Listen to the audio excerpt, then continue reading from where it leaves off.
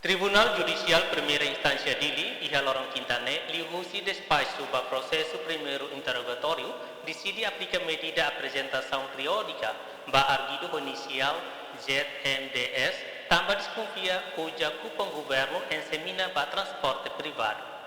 Arguido hanesang funcionário público e Ministério Balung no arguido submete mai tribunal, se parte Ministério Público promove o crime peculato de uso, tambah desconfia usa cupom governo niang ensemina bacareta privado. E a despacho tribunal niang lihusi juiz estagiado Rosito Guterres decide aplica medida apresentação periódica ba arguido atau apresentaan a esquadra polícia nebe hela basic ba semana ida dala ida e lorong segunda.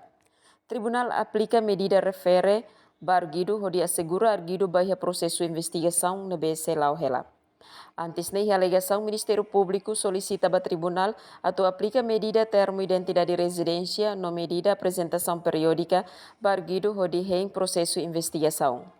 Além de husi parte defesa aceita a alegação husi Ministério Público. Processo ne preside husi juiz Rosito Guterres, Ministério Público representa husi Procurador Rafael Guzmão, arguido retang assistência legal husi Defensor Público Marsal Mascarinhas. Recorda kata que lorong segunda ne investigador Comissão Anticorrupção, husi Unidade de Informação no Segurança, halau operação fragente delito, ho de captura no halo detenção ba funcionário público ho inicial JMDS.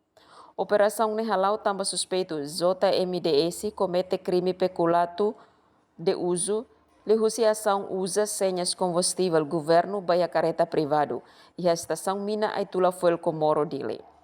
Foi halo processo de identificação investigador CAC decide de halo detenção ba suspeito JMDS durante horas itu nulu resen rua e sela detenção CAC farol tambah halok nebe comete hosi suspeito desconfia preenche elemento crime ba peculato de uso tuir artigo walu nulu resen tolu lei número hito bara rihun rua rua nulu medidas prevenção no combate corrupção. Terezinha de Deus, STL News.